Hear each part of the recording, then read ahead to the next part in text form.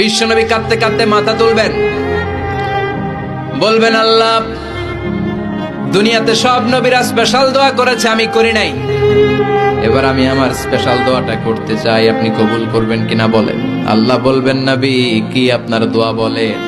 বিশ্বনবী বলবেন, আমার একটা উম্মত যার অন্তরের মধ্যে যাররা পরিমাণ ঈমান আছে, একবার আপনারে আল্লাহ বলে ডেকেছে, একবার আমি বিশ্বনবীর উপর দুরূদ পড়েছে, একবার শাহাদাতের বাণী আমার যে গুনাহগার উম্মত দুনিয়ার বুকে থেকে ঘোষণা দিয়েছে, ওই একটা উম্মত যদি জান্নাতে ঢুকতে না পারে, আপনি আমারে জান্নাতে ঢুকাতে পারবেন না।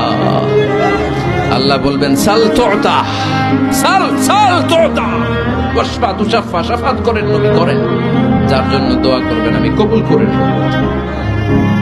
দুনিয়াতে বিশ্বনবী কম কষ্ট সহ্য করে নাই, 3 বছর শিয়াবে আবি তালেবে জেল খেটেছে। কয় বছর? দুর্ভিক্ষ